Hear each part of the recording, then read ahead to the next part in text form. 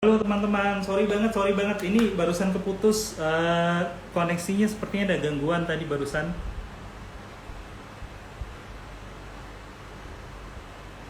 Mohon maaf ya teman-teman ya. Ini gue post lagi di sini, gue pin lagi. Ya, ini tadi gue sempat cerita sedikit tentang tower telekomunikasi dan kenapa gue senang banget perusahaan tower telekomunikasi ini. Nah, ini tadi Bu Kristi sudah sempat join. Bu Kristi ini VP Corporate Communication dari Mitratel. Nah, beliau ini yang akan nanti kita tanya-tanya, bercerita tentang gimana sih bisnisnya Mitratel dan gimana prospek ke depannya. Karena bisnis tower telekomunikasi ini seperti tadi udah sempat saya sempat gue bilang gitu kan, sempat gue sampaikan kalau menarik banget gitu. Cuannya tebel banget seperti teman-teman bisa lihat di di informasi yang gue sampaikan, yang gue tayangkan di sini. Sales yang Mitratel per Desember 2021 itu 6,87 triliun, net profitnya 1,38 triliun, dan di sini marginnya kalau kita lihat net profit marginnya itu cuannya tebel banget teman-teman dibanding perusahaan-perusahaan lain yang ada di bursa gitu. Nah, kenapa kok gue seneng banget sama perusahaan tower telekomunikasi ini? Karena model bisnisnya yang sustainable gitu menurut gue. Dia berdasarkan kontrak jangka panjang dengan perusahaan telekomunikasi yang nyewa tower-towernya, dan kemudian kontrak jangka panjangnya ini perusahaan tower telekomunikasi ini mendapatkan prioritas utama pembayaran gitu. Sebentar ya, ini Bu Kristi mau join lagi. Halo, selamat sore Bu Kristi. Ya, Sore, Pak Bu, sorry Bu, tadi tiba-tiba terputus di Dani. saya. Ya, nggak apa-apa. Tapi saya jelas ya suaranya ya. Nah, sekarang jelas. Tadi tuh putus-putus terus tiba-tiba hilang gitu kan. Ini kayaknya di tempat saya gangguan. Kayaknya belum belum banyak towernya Entel nih di sini nih. Gitu. Nanti share location Iya, aja, Bu. Pak. Kita bisa bikinkan BTS-nya di sana ya. Tapi kalau Oh, BTS gitu berarti ya. action ya, Pak. Siap. Nah, Iya, Bu. wifi. Tadi saya udah sempat cerita sama teman-teman gitu kan, betapa saya itu sangat sangat suka dengan model bisnisnya perusahaan tower telekomunikasi. Hmm, Dibanding perusahaan telekomunikasinya sendiri, saya itu lebih senang perusahaan tower telekomunikasinya. Kenapa? Karena cuannya itu jauh lebih tebal, Bu, dibanding perusahaan telekomunikasinya. Kalau ya. perusahaan telekomunikasinya kita tahu ya, perang harga, terus habis itu banding-bandingan harga, terus promonya mati-matian gitu kan. Hmm, Sementara average revenue per usernya itu nggak gede-gede amat. Nah, kalau perusahaan tower telekomunikasi, konsumernya kan si perusahaan telekomunikasinya nih. Terus ya. habis itu kontraknya jangka panjang, terus sekali mendirikan tower, terus nanti bisa nambah terus gitu kan si customernya gitu ya, sampai berapapun semaksimalnya si tower itu bisa cover BTS yang dipasang di situ gitu ya Bu ya. Dan perusahaan MTEL ini saya lihat kinerjanya 2021 kemarin cukup bagus nih Bu. Boleh saya tanya-tanya ya Bu ya kalau gitu ya? Boleh, Pak Dani, silakan. Ya, strategi untuk yang kemarin kan terlihat nih, net profit margin-nya itu naiknya 129% Ya, gitu ya di tahun betul. 2021. Nah, itu strategi yang dipakai oleh MTEL itu seperti apa, Bu? Saya tahu memang ada tambahan tower dari Telkomsel yang dialihkan ke Mitratel gitu ya. Ya. Nah, terus kemudian untuk selain itu, strateginya apa lagi nih, Bu, untuk bisa mempertebal cuan yang ada di bawah nih? Nah, sebetulnya beberapa driver 2021 itu yang mendukung kinerja perusahaan Mitratel sesignifikan itu pertumbuhannya. Di antaranya Ya. pertama pasti seperti yang tadi Pak Dani sudah sampaikan, akuisisi menara itu kan meningkatkan pendapatan dari tower leasing revenue. Nah, yang kedua itu adalah cost efficiency. Nah, di tahun 2021 kemarin kita berhasil menghemat hampir 16% dari expense kita, Hmm, juga menghasilkan higher profitability atau meningkatnya EBITDA margin. Kalau misalnya dilihat kan EBITDA margin kita naiknya lumayan tinggi juga tuh Pak ya, 24% ya, ya.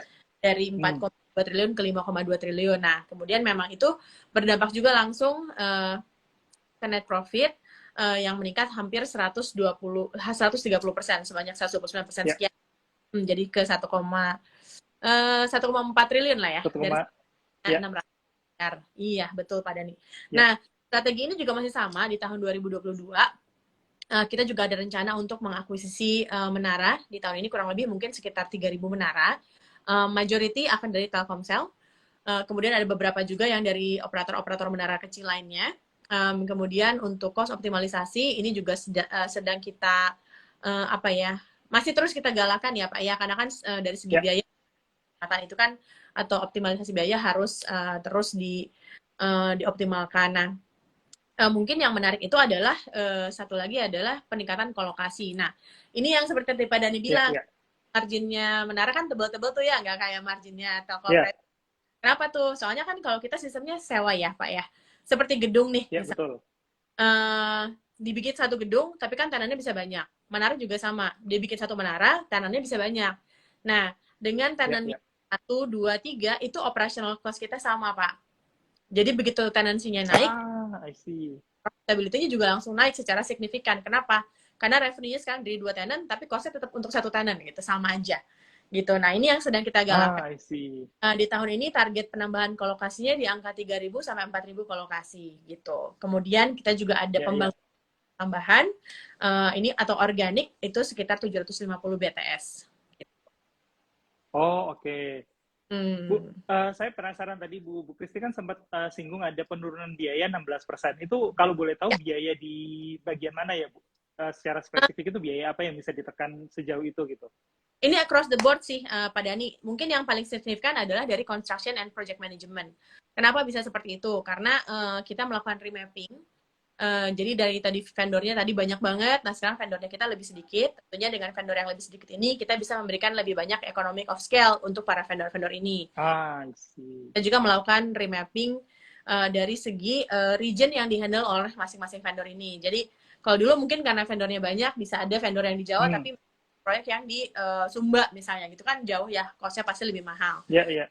Kita sudah lebih kan, sehingga operasional mereka lebih efisien, order mereka lebih banyak, jadi economic of scale. Nah itu langsung di carry over lah ke kita sebagai pemberi pesanan gitu ya Pak ya. Nah itu yang kalau nggak salah kurang lebih turunnya sekitar hampir 27,5% dari sebelumnya 899 miliar untuk biaya construction dan ini di tahun 2021 menurun ke 652 miliar angka gitu. Oh, oke. Signifikan banget ya Bu ya. Dan saya penasaran nih Bu, untuk kalau ngelihat balance sheet-nya kan uang yang didapatkan dari IPO masih lumayan banyak nih Bu ya di cash gitu kan. Nah, strategi perusahaan ke depan itu untuk pembangunan menara sendiri kan, membangun menara itu nggak cuma 1-2 gitu ya Bu, pasti langsung ratusan atau kalau bisa bahkan ribuan gitu di banyak lokasi. Nah, kedepannya nanti apakah akan menggunakan internal cash yang ada di generate dari kemarin IPO atau akan nambah utang bank gitu Bu? Karena saya dulu tukang kredit yang analisa ini Bu ya, pembiayaan menara ya. Jadi tahu banget nih kalau menara itu pasti utang bank dulu gitu. Iya, betul sih Pak Dani. Memang kalau industri infrastruktur itu kan pasti padat modal ya Pak ya. Nah untungnya itu yang jadi apa ya, kayak blessing in disguise gitu Pak ya. Kita kan pas nih baru IPO akhir tahun lalu November 2021 senilai 8 triliun. Nah, sumber dana ini akan kita maksimalkan di tahun ini dan tahun depan. Baik itu untuk melakukan pembangunan menara, I see. Kemudian mengakuisisi menara juga dari Telkomsel dan tower operator lain lebih kecil. Kemudian ada juga pembangunan jaringan fiber. Nah, Pak Dani, 50% dari dana tersebut akan digunakan untuk perluasan inorganik atau akuisisi. 40%-nya untuk pembangunan dan 10%-nya untuk working capital. Jadi itu yang akan diutamakan. Apalagi sekarang Pak Dani tahu lah ya, kalau di bank kan sekarang ada ini ya, ada rencana untuk peningkatan suku bunga ya Pak ya. Iya, ini karena terkait suku bunga Amerika yang sudah naik dan direncanakan bakal sampai 7 kali gitu kan. Jadi di bank udah mulai naik nih Bu. Jadi salah satu hal yang bisa menggerus keuntungan gitu ya Pak ya. Untungnya karena kita posisi leverage kita juga baik, dilihat dari interest kita juga overall masih lebih rendah dibandingkan dengan kompetitor-kompetitor kita, dan semua pinjaman kita dalam suku bunga rupiah. Dalam mata uang rupiah. Jadi mata uang rupiah. Oke. Tidak dari peningkatan forex gitu ya Pak ya. Jadi matching semuanya, rupiah, expense in rupiah, kemudian pinjaman juga dalam rupiah. Gitu. I see. Iya Bu, kalau saya kan kemarin sebelum kita live itu sempat bandingin beberapa ya. Kalau ada beberapa yang mata uang dolar itu ngerinya dari sisi currency risk exposure-nya ada kena, terus habis itu dari sisi interest rate mungkin sekarang masih murah gitu ya yang dolar. Tapi tahun ini aja rencana naik sampai 4, sekian persen dan itu kenaikan yang sangat luar biasa gitu untuk dalam Betul. 1 tahun gitu ya. Nah, yang saya penasaran strategi pertama tadi kan apa namanya pembiayaannya dari internal kalau bisa dan itu akan sangat bagus karena bisa menekan apa namanya menekan biaya bunga. Terus kemudian tadi untuk pembangunan gitu ya. Nah, untuk akuisisinya Bu, akuisisi kan juga termasuk dalam salah satu pertumbuhan anorganik ya. Nah, Betul. yang diakuisisi ini mungkin nggak melakukan akuisisi ke perusahaan-perusahaan tower lain yang sudah TBK, yang sudah berjalan gitu Bu, atau yang lebih kecil-kecil aja gitu, yang difokuskan Bu.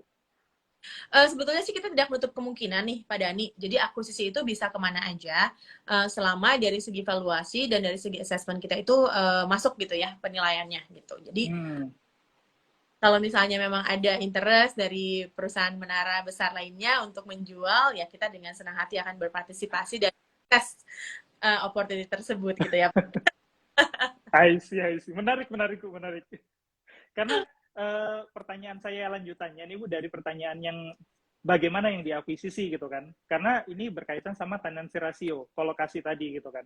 Nah, Ya, setelah akuisisi menaranya Telkomsel, tenancy rasionya agak turun nih dari 1,65 ya, turun jadi 1,5-an per Desember kemarin. Ini karena memang sebelumnya Telkomsel kan memang hanya bisa dipakai Telkomsel sendiri ya kan. Kalau operator lain malas ya Bu ya nyewa ke operator yang lain gitu ya. Nah, kalau untuk akuisisi gitu Bu nantinya, apakah ada target harus akuisisi yang misalkan sudah punya tenancy ratio sekian gitu? Atau ya selama dia tempatnya memenuhi dan potensial untuk disewakan lagi, jadi akuisisi gitu Bu? hmm, hmm.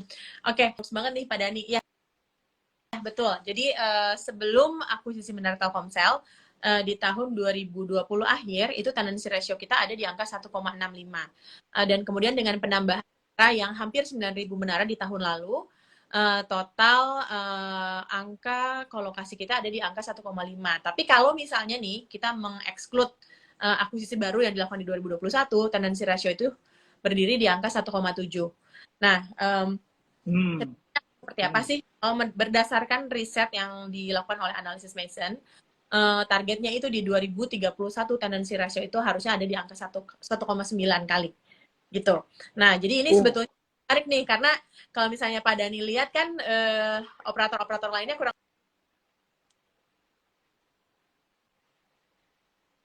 dan lumayan mentok halo gitu. Bu, suaranya hilang barusan. Sorry, barusan suaranya hilang Bu. Oh, Operator lain, terus nah, suaranya agak hilang dikit Bu. kompetitor lain kan sekarang angka 1,9 sudah cukup mentok gitu ya Pak ya. Nah, sementara kan MTEL masih di Hmm. 1,5 nih Pak, masih banyak upside-nya nih gitu. Iya, iya, Dengan betul, sekarang. betul Bu. Menara-menara yang kita miliki itu kan lokasi-lokasinya cukup strategis dan kita itu kan operator menara terbesar dan juga terlebar ya Pak ya, terluas gitu di Jawa maupun di ex Ya, Java. terluas. Malah kalau dari segi komposisi mayoritas menara kita itu lokasinya di ex Java dan ini merupakan target market bagi MNO untuk melakukan ekspansi ke depannya, yaitu kan di daerah Kalimantan Sumatera gitu ya Pak ya. Nah, Ya, ini yang menjadi target market kita. Terbukti dari peningkatan kolokasi yang tadi dari 1,65 ke 1,7 itu kan membuktikan marketability dari menara-menara ini yang sudah kita akuisisi. Sebetulnya operator-operator lain nih sudah menunggu-nunggu nih akses ke menara-menara ini karena sebelumnya kan mereka nggak punya oh, akses nih Pak karena kan dipegang. Nah sekarang sudah dipegang oleh betul. Mitratel sebagai operator independen, mereka jadi punya akses nih Pak ke menara-menara ini kan udah terbukti ya di daerah itu Betul. sudah ada market dan sudah berjalan gitu ya. Jadi mereka tinggal biasanya sih kalau operator-operator telekomunikasi yang lebih kecil, mereka cenderung untuk follow the market leader, which is ya Telkomsel gitu Pak. Ya. Nah, ini menarik, Bu. Apa namanya, kalau sebelumnya kan operator yang lain tidak punya akses ke menara yang dimiliki oleh Telkomsel gitu kan. Kemudian Tuh. dipindahkan ke Mitratel. Ya, Sementara Mitratel sendiri kita tahu statusnya adalah anak perusahaan dari Telkom gitu kan ya. ya, Nah, status ini meskipun memang Mitratel ini adalah satu perusahaan menara independen gitu kan, tapi status sebagai anaknya Telkom ini ngaruh nggak sih Bu sebenarnya ke dalam bisnisnya Mitratel gitu? Karena kalau kolokasi naik sampai ke 1,9 saya udah hijau aja nih Bu. Ya udah deh, saya nambah lagi gitu kan sahamnya Mitratel gitu. Tapi kalau misalkan terpengaruh sama statusnya sebagai anaknya Telkom itu kan juga khawatir juga gitu ya Bu ya ke depannya. Sebetulnya malah enggak sih Pak, karena kan sebagai operator menara kita semuanya diakses Pak oleh semua telecommunication operator termasuk Telkomsel, Indosat, Axis, Ah, ini semua diakses secara berkala untuk melihat SLA kita atau service level kita. Nah, kebetulan Mitratel hmm. sudah biasa dealing dengan Telkomsel. Standar yang kita miliki itu standar yang cukup premium gitu Pak. Karena kan seperti Pak Dani Ya, tahu, Telkomsel kan premium services ya Pak ya. Makanya harganya juga betul. lebih dibandingkan dengan telco operator lainnya. Nah, jadi SLA kita itu termasuk salah satu yang tertinggi. Nah, sejauh Ya, ini ya. alhamdulillah sih Pak, nggak ada apa ya, tidak ada kekhawatiran itu di pasar. Malah sebetulnya untuk kita sebagai bagian Oke. Telkom, kita bisa memanfaatkan nih sinergi yang dimiliki dengan Grup Telkom, di antaranya adalah jaringan fiber yang sudah dimiliki Telkom. Nah, ini bisa Hmm, kecepatan dan juga apa ya, istilahnya akses gitu ya Pak ya, sehingga dapat mengequip menara-menara kita dengan jaringan fiber secara lebih cepat dan juga lebih menyeluruh gitu. Kalau misalnya dilihat dari betul, overall, betul. sebetulnya mungkin tingkat fiberisasi menara kita sudah salah satu yang tertinggi di pasar saat ini. Gitu. Ah, oke, oke. Iya Bu, Dan karena apa namanya waktu ya silakan silakan Bu. oh, nggak apa-apa. Dan sekarang kan sebetulnya semua operator telekomunikasi kan berlomba-lomba menyediakan pengalaman video atau pengalaman streaming yang baik, gitu ya Betul, Pak. betul, Memerlukan betul, fiberisasi yang tinggi, gitu. Nah, makanya ini betul. juga menjadi salah satu tujuan belanja modal para operator telekomunikasi, yaitu untuk perluasan jaringan fiber, gitu. I see. Oke. Ini saya jadi keinget pengalaman beberapa tahun lalu, Bu. Saya keliling dari waktu itu dari Sampit gitu kan, terus ke Palangkaraya ya, mau pulang ke Jakarta gitu.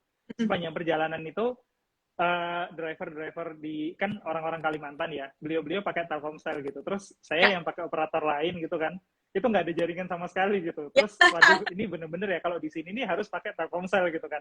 Dan betul. dengan kondisi seperti ini, apa namanya menaranya akhirnya kemudian dikelola oleh Mitratel, saya bisa kebayang sih kalau misalkan nanti si para operator lain langsung akan jump in masuk Ya, langsung ke operator yang apa menara-menara yang sudah ada gitu Bu. Dan ya. memang kolokasi ini jadi jawaban yang sangat-sangat apa namanya menggiurkan gitu buat investor seperti saya yang senang banget sama apa model bisnisnya ini.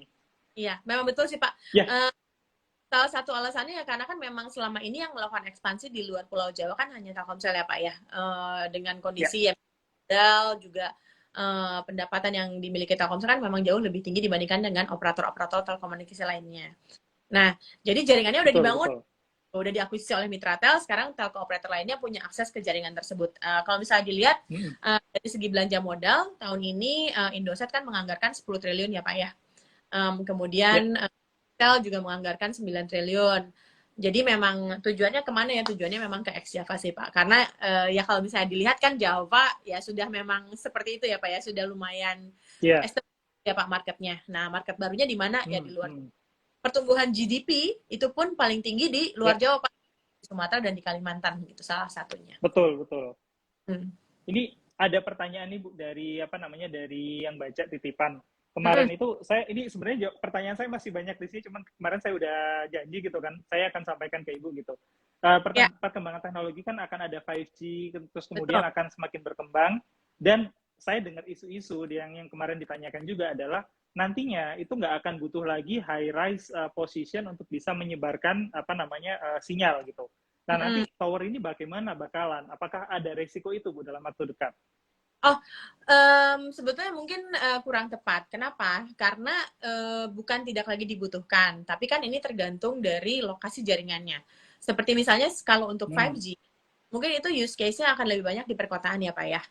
Nah di perkotaan ini kan ya, sudah ya, cukup, jadi tidak ada lagi lokasi yang bisa digunakan untuk pendirian micro tower atau tower-tower yang tinggi dan besar.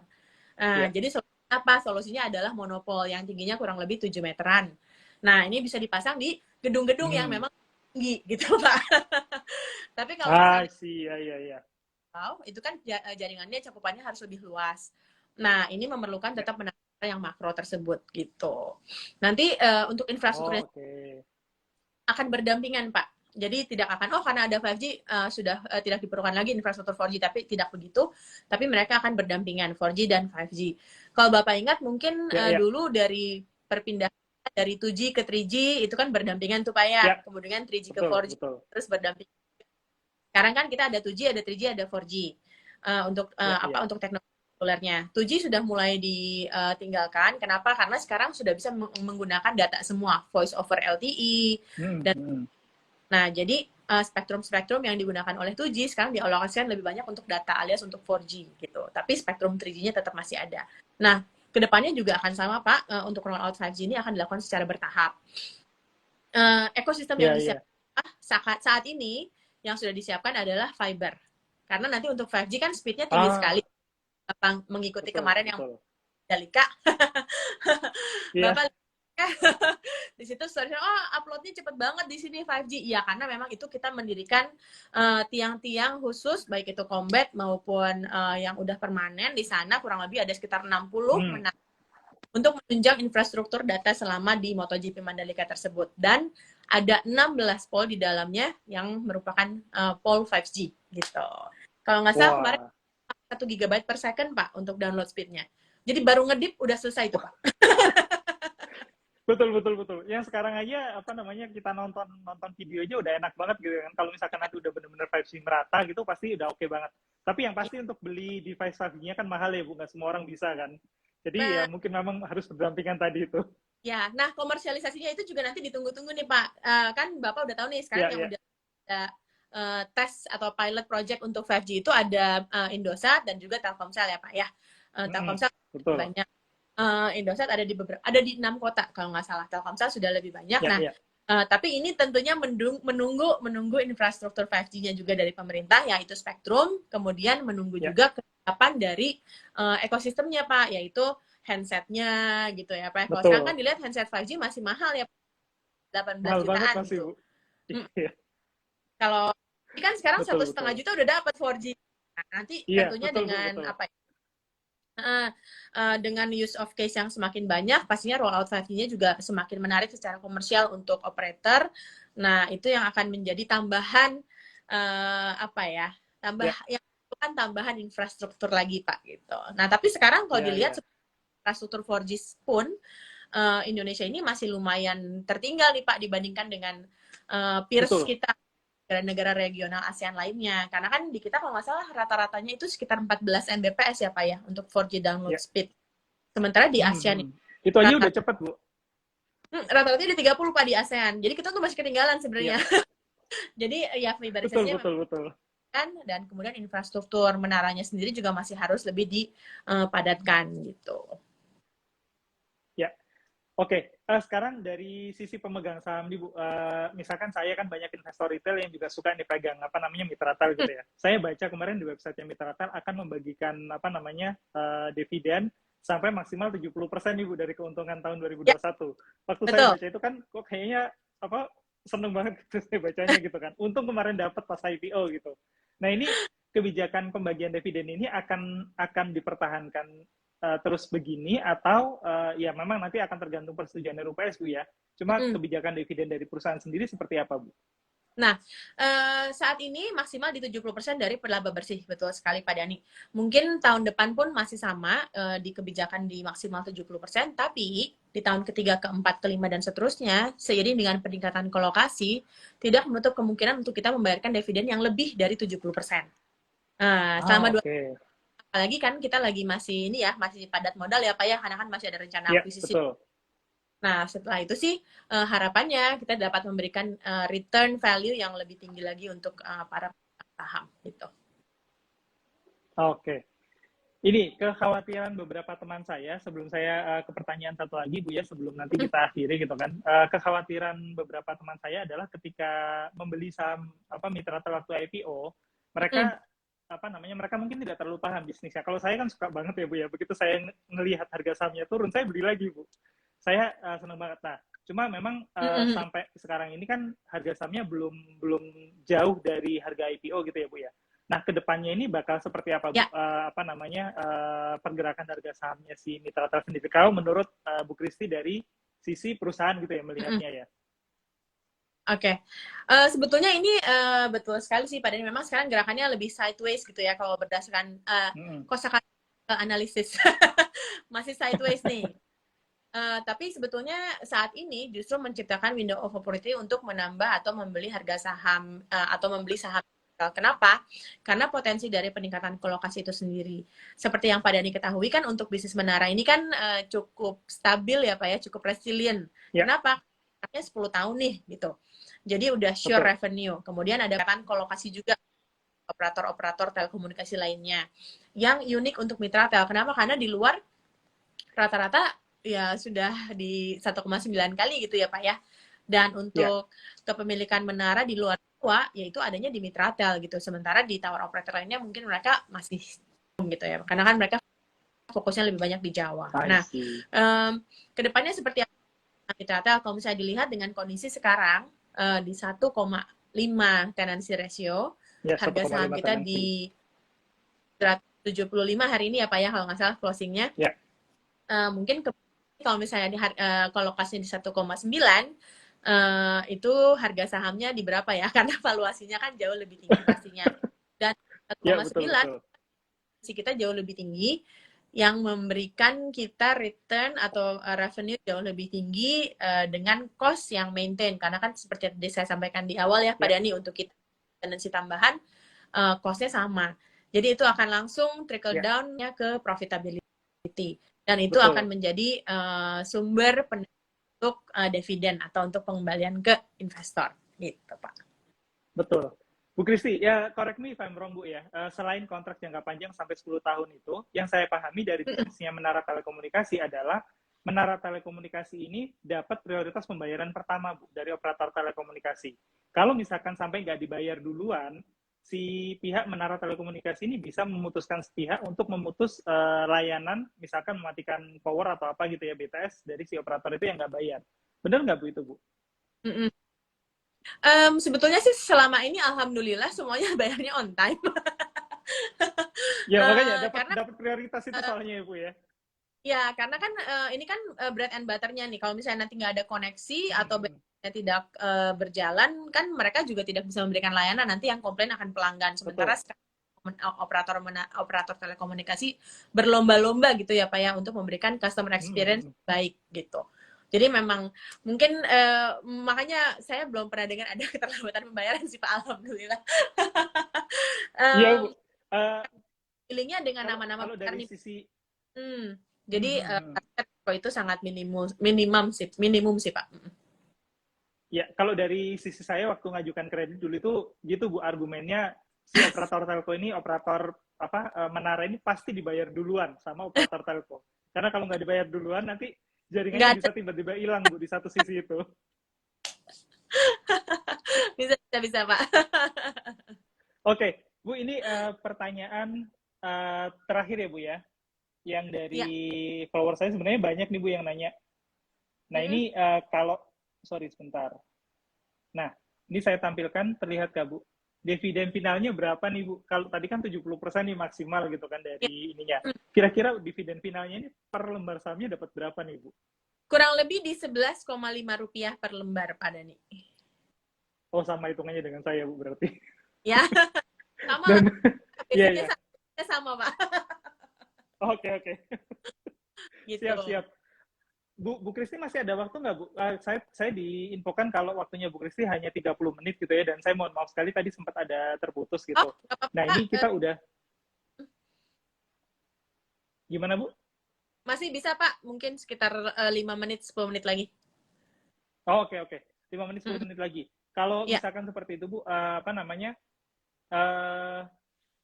fundamental, saya ini penasaran banget nih sama fundamental. Tadi kan Bu Kristi sudah jelaskan bahwasanya harga saham perusahaan itu pasti akan mengikuti fundamentalnya gitu ya. Nah, fundamentalnya ini yang pasti tadi dari sisi jumlah menara akan bertambah dari pembangunan dan juga dari akuisisi. Terus kemudian ditambah dengan si penambahan kolokasi tadi kan. Tenancy ratio akan naik sampai 1,9, sekarang 1,5 gitu ya. Nah, untuk pemasarannya sendiri, marketingnya ini kan pasti akan, penjualannya ini akan mendukung nanti si fundamental perusahaannya ini ya Bu ya. Nah, penjualan yang dilakukan ini gimana Bu? Apakah memang hanya menginformasikan bahwasanya ini kita sudah ada di lokasi-lokasi di luar Jawa, terus kemudian nanti operator akan datang secara otomatis gitu ya? Atau dari sisi Mitratel sendiri ini benar-benar aktif mendekati operator-operator itu juga, Bu? Oh ya, kita membuka line of communication sih Pak, dua arah jadinya. Jadi kita memberikan informasi, menara-menara yang kita miliki ada di sini, kemudian yang sudah tercover dengan fiber di jaringan yang sini. Kemudian seperti yang tadi saya sampaikan, service level yang kita miliki juga tinggi, sehingga apabila nanti ada permintaan dari operator untuk, mau di lokasi A, kita ada fibernya. Nah, kita bisa mendirikan fiber tersebut atau bisa memasang fiber tersebut dalam waktu kurang dari 2 bulan. Gitu. Nah, Kurang dari 2 bulan, oke. advantage-nya Mitratel sebagai bagian dari Telkom Group karena kita memiliki jaringan infrastruktur yang luas dan kita bisa memanfaatkan sinergi dengan Telkom Group tersebut gitu. Jadi dua-duanya Pak. Jadi kita juga cukup agresif atau cukup aktif, proaktif ke operator-operator telekomunikasi. Mereka juga karena service level kita yang tinggi, mereka juga tentunya pasti memprioritaskan memberikan order ke yang pasti terdeliver gitu ya Pak ya, servicesnya gitu. I see. Oke. Oke Bu, ini pertanyaan terakhir saya dan nanti sekaligus sama boleh kalimat penutup dari Bu Kristi gitu ya. Kalau dari saya kalimat penutupnya sih teman-teman kalau misalkan memang mau membeli saham selalu lakukan riset, selalu lakukan penelitian yang lengkap yang jelas tentang bisnis dari perusahaannya. Kalau saya sendiri saya suka banget dan ini bukan rekomendasi, saya suka banget sama bisnis tower telekomunikasi. Nah, pertanyaan terakhir saya Bu, ketika misalkan MTEL punya satu tower di satu lokasi gitu ya Bu ya, mungkin nggak Bu perusahaan tower operator yang lain akan membangun di lokasi yang berdekatan dengan lokasi yang dimiliki oleh MTEL? Kalau misalkan mungkin, berarti kan meningkatkan persaingan di wilayah itu ya. Kalau misalkan enggak, nah ini nanti akan jadi memang advantage yang sangat luar biasa karena seperti tadi Bu Kristi bilang, banyak lokasi yang ada di luar Jawa yang itu hanya punya MTEL yang punya gitu Bu. Ya, betul. Jadi begini Pak Dani, karena memang spesialis kita itu adalah menara-menara yang lokasi-lokasinya di rural gitu ya Pak ya, atau di bukan lokasi-lokasi urban umum seperti yang di Pulau Jawa. Nah, saat ini menara-menara yang kita miliki di luar Jawa itu ada sekitar 16.200. Nah, untuk operator lain dapat kuantitas yang semasif itu tentunya akan menjadi cukup tantangan yang cukup besar ya Pak ya. Karena kan pertama sekarang dengan adanya pertumbuhan ekonomi di daerah-daerah luar Jawa tersebut, sewa tanah juga mungkin lebih sulit gitu ya Pak ya. Kemudian sebagai operator menara nasional, kita juga memiliki karena kita sudah mulai duluan gitu Pak ya di daerah-daerah tersebut. Betul. Dan biasanya kan kalau untuk telco operator sudah engage dengan satu operator menara itu biasanya sudah cukup sticky gitu Pak, karena repot lah ya gitu harus pindah-pindahin lagi. Betul. Lagi jaringannya gitu kan. Nah, sementara yang sekarang itu lokasi yang kita miliki itu bukan hanya strategis, tapi ini sudah kohesif gitu Pak. Jadi lokasi menaranya itu sudah sama lain, sehingga makanya ini menjadikan sebuah ekosistem yang menarik untuk operator menara lainnya untuk ekspansi di luar Jawa menggunakan jaringan yang dimiliki oleh Mitratel. Itu mungkin Pak Dani ya. I see. Oke. Siap Bu. Terima kasih banyak Bu Kristi. Boleh closing statement-nya Bu untuk menutup live kita sore ini? Mungkin ini aja, sebagai operator menara, kita kan dari segi revenue seperti tadi yang sudah disampaikan oleh Pak Dani, cukup resilient dengan kondisi baik itu pandemi maupun pre-pandemi, semua orang tetap membutuhkan data. Nah, tentunya kebutuhan dana ini harus ditunjang oleh infrastruktur yang mumpuni, yaitu ya kamilah ini ya gitu. Operator ya Bu ya, MTEL gitu ya Bu ya. Kalau dari segi valuasi ya pastinya kita masih jauh lebih murah daripada valuasi yang dimiliki oleh operator telekomunikasi itu sendiri gitu. Tapi ini growth-nya akan inline dengan growth dari telecommunication and tech industry gitu Pak Dani. Itu aja mungkin dari saya. Amin. Baik, terima kasih banyak Bu Kristi ilmunya, terima kasih banyak sudah dibagikan insight akan bisnis menara telekomunikasi di Indonesia dan semua ini semoga bisa bermanfaat buat teman-teman yang lagi bingung nih, lagi mau nyari saham apa ya kira-kira yang dibuat invest gitu. Kalau saya, sudah dari sejak saya kenal saham, Bu, saya pegang saham menara telekomunikasi dan saya MTEL ini saya nunggu-nunggu banget, Bu. Begitu diumumkan ada selintingan mau IPO gitu kan. saya udah langsung ini, pokoknya nanti saya mau beli sekian duitnya udah langsung saya sisihin, Bu. Gitu. Makasih banyak, Pak. Semoga bisa bermanfaat untuk perkembangan Indonesia ya, Bu ya, ke depannya. Semoga telekomunikasi kita semakin reliable, semakin bisa diharapkan dan semakin bagus kualitasnya berkat operator menara seperti MTEL ini, Bu. Terima kasih banyak waktunya, Bu Kristi. Menunaikan ibadah puasa, Pak Dani dan kawan-kawan lainnya. Terima kasih banyak, Bu. Selamat sore. Ya, sehat selalu. Selamat sore, Bu Kristi. Terima kasih, teman-teman. Selamat sore. Ini nanti akan di-save di live. Teman-teman kalau mau lihat lagi, silahkan. Jadi, untuk bisnis menara telekomunikasi dan khususnya Mitratel, teman-teman bisa lihat nanti kira-kira kalau dibanding dengan risk profile, terus kemudian risk appetite, profit yang diharapkan, dan bagaimana perkembangan ke depannya, teman-teman bisa putuskan salah satunya dengan melihat dari live video ini. Tentu saja, tiap triwulan, tiap quarter, teman-teman bisa lihat update dari laporan keuangan Mitratel yang selalu di-upload di IDX dan juga di website perusahaan.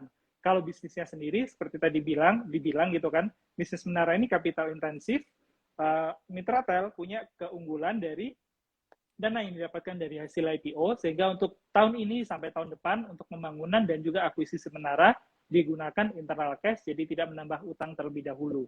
Kalaupun menambah utang, teman-teman juga tidak perlu khawatir, bisa dilihat bahwasanya bisnis menara telekomunikasi ini merupakan bisnis yang kontrak jangka panjang minimal 10 tahun.